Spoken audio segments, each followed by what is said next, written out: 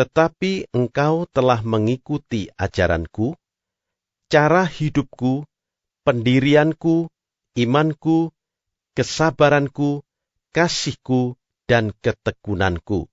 Engkau telah ikut menderita penganiayaan dan sengsara seperti yang telah kuderita di Antiokhia dan di Ikonium dan di Listra.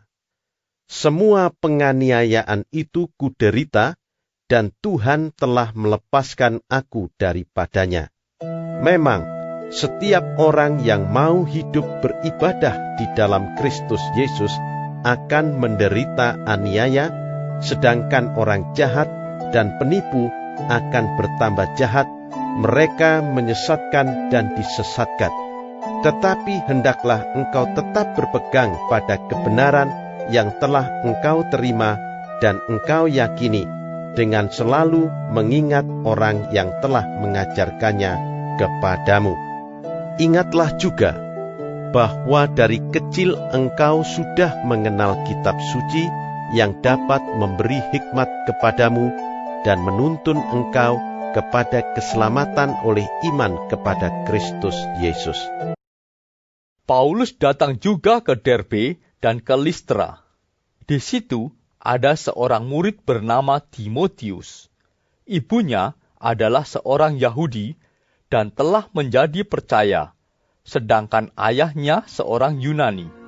Timotius ini dikenal baik oleh saudara-saudara di Listra dan di Ikonium, dan Paulus mau supaya dia menyertainya dalam perjalanan. Paulus menyuruh menyunatkan dia karena orang-orang Yahudi di daerah itu, sebab setiap orang tahu bahwa bapaknya adalah orang Yunani. Dalam perjalanan keliling dari kota ke kota, Paulus dan Silas menyampaikan keputusan-keputusan yang diambil para rasul dan para penatua di Yerusalem dengan pesan supaya jemaat-jemaat menurutinya. Tetapi saudara-saudara menyuruh Paulus segera berangkat menuju ke pantai laut, tetapi Silas dan Timotius masih tinggal di Berea. Orang-orang yang mengiringi Paulus menemaninya sampai di Athena, lalu kembali dengan pesan kepada Silas dan Timotius supaya mereka selekas mungkin datang kepadanya.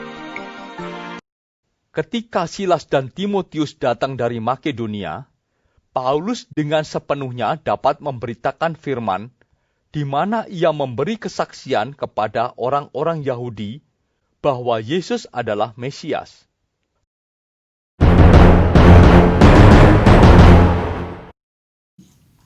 Selamat pagi adik-adik, apa kabarnya semua? Saya berharap adik-adik dalam keadaan sehat ya. Kita akan memulai pelajaran pada pagi hari ini, yaitu pelajaran berapa? Pelajaran 10 ya. Tapi sebelumnya kita akan berdoa dulu. Bapa di surga, kami bersyukur untuk adik-adik dan kami semua dalam keadaan sehat. Tuhan sudah memberikan kepada kami kekuatan dan juga kesehatan, di mana kami bisa melakukan setiap aktivitas kami setiap hari dengan baik. Kami mau bersyukur untuk kebaikan Tuhan, kasih Tuhan kepada kami. Tolong kami hari ini akan belajar tentang Timotius dan juga Paulus. Biarlah kiranya Tuhan akan menolong kami supaya kami mendapat teladan dari kehidupan mereka. Terima kasih Tuhan Yesus untuk pelajaran demi pelajaran yang sudah Tuhan ajarkan bagi kami sekalian. Di dalam nama Yesus Kristus kami mau berdoa dan mengucap syukur. Amin. Adik-adik tentu masih ingat di pelajaran 7 kan? Masih ingat tentang kehidupan pemuritan di dalam keluarga. Pemuritan yaitu kehidupan yang efektif di dalam keluarga. Diceritakan di situ bagaimana Timotius mendapat pengajaran dari neneknya. Adik-adik tahu neneknya siapa namanya? Iya, betul, Lois. Dan juga ibunya. Ibunya adik-adik tahu, masih ingat? Oke, Enike. Ya, jadi Timotius itu mendapat pengajaran dari Lois dan juga Enike. Bagaimana Timotius waktu itu kita belajar, dia diajar sedemikian rupa oleh kedua wanita ini. sehingga Timotius boleh bertumbuh di dalam imannya kepada Tuhan Yesus Kristus. Nah, kita akan belajar pada pagi hari ini ternyata bukan saja Lois dan juga Enike yang mempengaruhi kehidupan Timotius. Ada seorang guru yang mengajar dia secara langsung, yaitu siapa? Kalau adik-adik baca, ya, Paulus.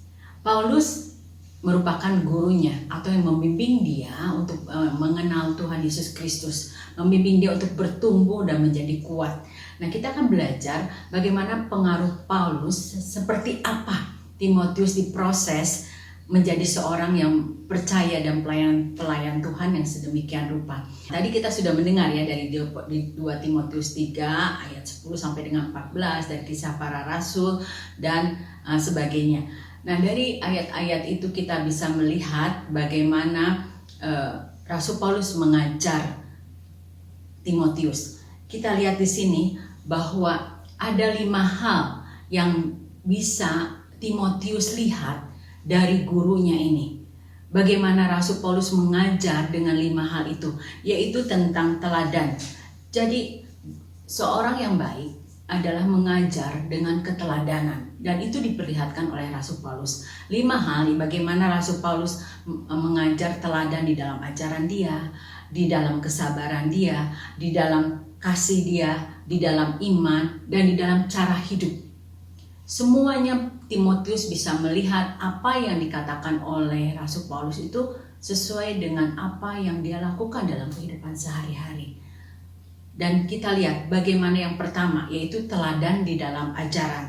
Nah, teladan di dalam ajaran, kita melihat bagaimana ajaran yang diberikan oleh Rasul Paulus kepada Timotius itu berdasar kepada kitab suci. Dan fokusnya itu adalah kitab suci. Rasul Paulus tidak pernah mengajar Timotius menyimpang daripada kitab suci. Kita lihat di sini bagaimana ajaran Rasul Paulus tentang kitab suci begitu jelas kepada Timotius. Lalu teladan di dalam cara hidup. Kalau kita melihat Rasul Paulus itu hidupnya itu begitu disiplin, menunjukkan cara hidup yang penuh disiplin, menunjukkan kehidupan dan kebiasaan yang benar dan etika Kristen yang baik. Jadi Timotius sendiri juga bisa melihat bagaimana cara Paulus hidup, sehingga ajaran-ajarannya itu sesuai dengan apa yang dia hidupi. Dia begitu disiplin kepada dirinya sendiri, kepada diri Paulus sendiri. Karena itu ajaran-ajaran Rasul Paulus kadang-kadang ajaran-ajarannya sangat keras terhadap diri sendiri, karena itu yang dilakukan Rasul Paulus di dalam kehidupannya. Kita melihat di sini teladan yang lain. Yang ketiga adalah teladan iman. Iman Paulus itu ditunjukkan dengan bagaimana dia percaya kepada Yesus Kristus, di mana dia kemudian bertemu langsung dengan pada saat Tuhan Allah panggil dia di waktu dalam perjalanan ke Damsyik, dan kemudian dia membuat imannya itu terus bertumbuh sehingga Rasul Paulus bisa menjadi satu rasul yang sangat efektif, yang di dalam pengajarannya atau di dalam menginjili orang-orang. Kita bisa melihat bagaimana teladan Rasul Paulus di dalam iman. Lalu teladan Rasul Paulus yang keempat adalah teladan Rasul Paulus di dalam pendirian. Pendiriannya itu benar, di mana ia mempunyai rencana dan tujuan keinginan itu hanya kepada Yesus Kristus. Seluruhnya berpusat kepada Kristus. Kita melihat di sini dari surat-suratnya, semuanya berpusat kepada Kristus. Dan yang kelima adalah teladan di dalam kesabaran. Di dalam kesabaran itu Rasul Paulus itu bagaimana Rasul Paulus begitu sabar di dalam menghadapi penderitaan dia. Di dalam perjalanannya mengabarkan Injil, kita lihat bagaimana Rasul Paulus kemudian diteriaki, disesah, lalu karamnya juga, kapalnya pernah karam, kemudian dia dibenci, diusir oleh banyak orang, dan kemudian akan diancam untuk dibunuh.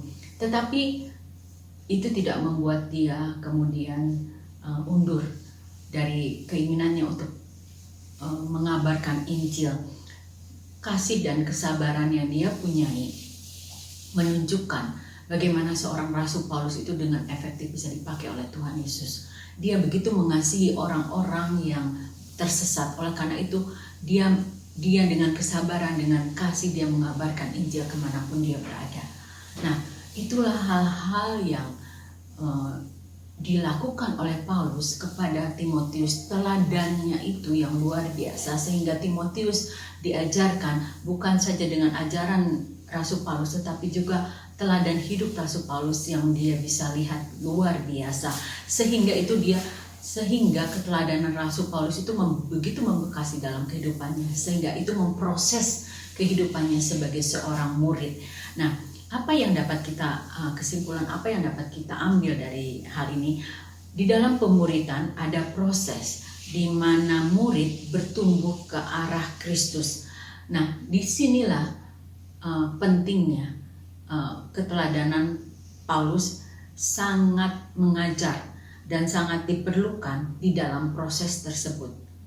Ya, adik-adik bisa membayangkan kalau seorang mengajar adik-adik A, tetapi dia tidak melakukan A. Tentu adik-adik tidak percaya, bukan? Tetapi tidak demikian dengan Rasul Paulus. Dia mengajarkan kepada Timotius untuk berpusat kepada Kristus, dan dia lakukan itu di dalam kehidupannya, sehingga memproses apa yang Timotius lihat terhadap kehidupan Rasul Paulus, memproses dia untuk menjadi seorang murid yang tangguh. Nah, adik-adik, penerapannya, adik-adik sekarang bisa lihat mungkin di dalam kehidupan di sekolah minggu, kira-kira adik-adik bisa melihat teladan apa yang adik-adik bisa lihat dari guru sekolah minggu adik-adik. Ya, jangan terlalu banyak, satu saja. Adik-adik ingat, teladan apa yang adik-adik bisa lihat dari guru sekolah minggu adik-adik. Nah, kalau sudah tahu satu saja, coba itu lakukan di dalam kehidupan adik-adik. Ya, oke. Kita akan mendengar lebih lanjut atau tambahan dari Pastor Alex mengenai pelajaran ini. Tapi sebelum saya menutup pelajaran pada pagi hari ini, kita akan mendengarkan Ella akan menghafal ayat hafalan dari yang minggu lalu, dari Filipi 2 ayat 22. Sedangkan ayat hafalan yang sekarang itu dari 2 Timotius 3 ayat 10. Ya, jadi seperti biasa adik-adik hafalkan juga selama seminggu ini dari 2 Timotius 3 ayat 10. Nah, Ella, kita dengarkan dulu. Ella akan menghafal dari Filipi 2 ayat 22.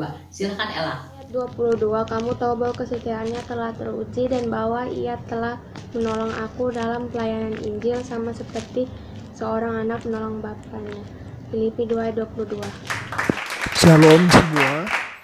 Minggu ini saya kembali akan sedikit menambahkan pemaparan dan juga penerapan yang sudah disampaikan dengan sangat baik di pelajaran 10 triwulan ketiga dari buku LLB kita. Untuk materi tambahan ini, saya mau kita semua berkonsentrasi ke 2 Timotius 3 ayat 10 sampai 15. Mari kita memulai dengan melihat konteks daripada ayat-ayat itu. Di 2 Timotius 3 ayat 1, firman Tuhan berkata, "Ketahuilah bahwa pada hari-hari terakhir akan datang masa yang sukar." Hari-hari terakhir ini adalah hari-hari menyongsong kedatangan Tuhan Yesus yang kedua kali. Karena Alkitab tidak memberitahukan kepada kita kapan tepatnya Tuhan Yesus akan datang untuk yang kedua kali, maka setiap hari-hari yang kita hidupi, termasuk hari-hari sekarang ini, bisa menjadi hari-hari menyongsong kedatangan Tuhan Yesus yang kedua kali. Jadi kita semua hidup di hari-hari terakhir ini.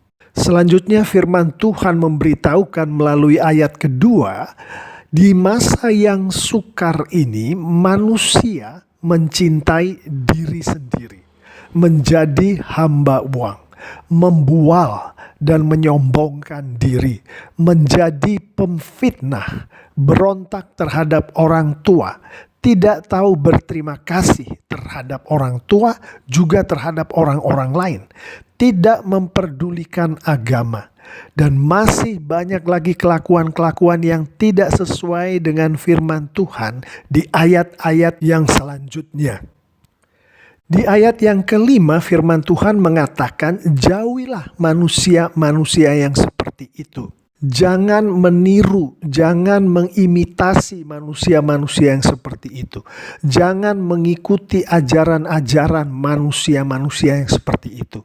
Lalu di ayat 10 firman Tuhan melalui Rasul Paulus yang pada konteks ini adalah kepada Timotius berkata, ikutilah, imitasilah aku, ajaranku, cara hidupku, pendirianku, imanku, kesabaranku, kasihku, ketekunanku. Imitasilah semua itu, ikutilah semua itu, jadikanlah semua itu sebagai teladan. Memperhatikan ayat 10 ini lebih lanjut, kita melihat bahwa di situ ada engkau yang adalah Timotius, yang adalah orang yang dimuridkan. Di ayat itu ada ku yang adalah Paulus, yang adalah orang yang memuridkan. Kemudian di ayat 11, Paulus melanjutkan apa yang dia sudah sampaikan kepada Timotius, yaitu ikutlah menderita penganiayaan dan sengsara. Kemudian si Paulus yang memuridkan kepada Timotius yang dimuridkan kembali melanjutkan perkataannya. Tetap berpegang pada kebenaran yang telah engkau terima dan yang telah engkau yakini. Selalulah mengingat orang yang telah mengajarkannya kepadamu.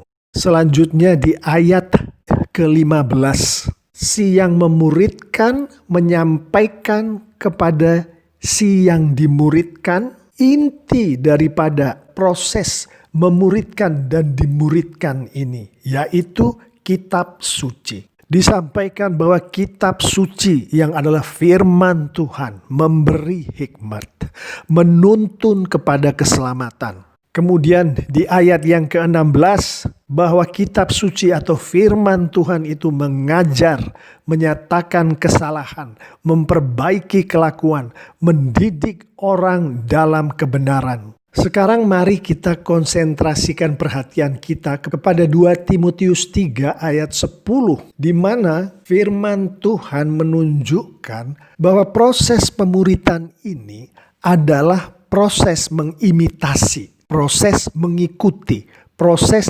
meneladani. 1 Korintus 11 ayat 1 firman Tuhan berkata, jadilah pengikutku sama seperti aku juga menjadi pengikut Kristus. Menggabungkan kedua ayat ini, Paulus mengatakan agar pengikut-pengikutnya mengimitasi dia, yaitu mengimitasi Paulus. Dalam hal ajaran-ajaran Paulus, cara hidup Paulus, pendirian Paulus, iman Paulus, kesabaran Paulus, kasih Paulus, ketekunan Paulus, sebagaimana diajarkan oleh kitab suci atau firman Tuhan.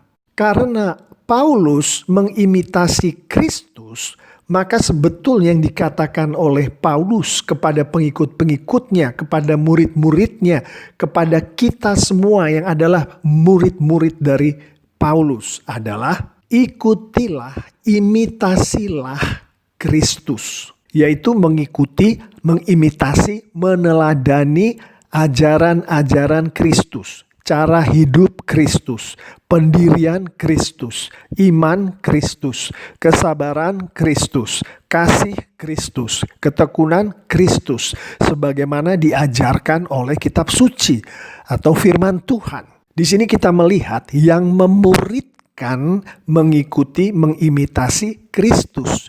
Yang dimuridkan juga mengikuti dan mengimitasi Kristus. Demikianlah tambahan pemaparan dari pelajaran 10. Mari sekarang kita lihat tambahan penerapan dari pelajaran ini. Penerapan yang pertama adalah dari sudut pandang si engkau atau Timotius atau orang yang dimuridkan.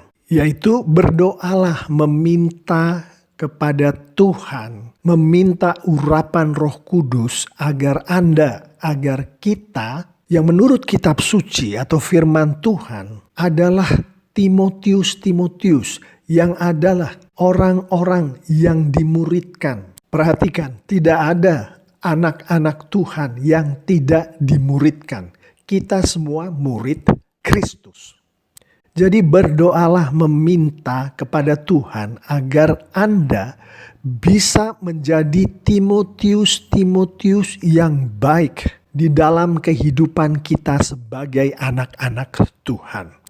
Dan mintalah kepada Tuhan supaya Tuhan memberikan kepada kita Paulus.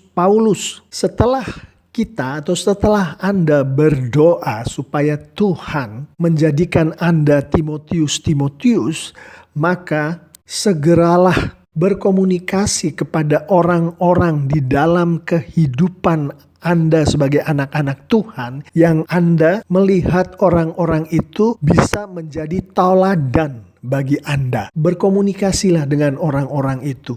Mintalah mereka untuk menjadi mentor-mentor Anda. Dan ingatlah selalu di dalam Anda menjadi Timotius nanti, Anda menerapkan firman Tuhan. Yaitu di dalam Anda mengimitasi ajaran Kristus, cara hidup Kristus, pendirian Kristus, iman Kristus, kesabaran Kristus, kasih Kristus, ketekunan Kristus. Untuk penerapan selanjutnya, kita akan melihat dari sudut pandang si ku di sini, yaitu Paulus, yaitu orang yang memuridkan. Semua anak-anak Tuhan yang sudah dimuridkan dan dengan sungguh-sungguh mengikuti pemuritan dengan cara menerapkan firman Tuhan, maka Tuhan akan membuat anak-anak Tuhan yang seperti ini menjadi Paulus, menjadi pemurid, menjadi mentor. Jadi kita semua tanpa kecuali dimuridkan. Dan dengan urapan Roh Kudus kita semua juga memuridkan. Dengan demikian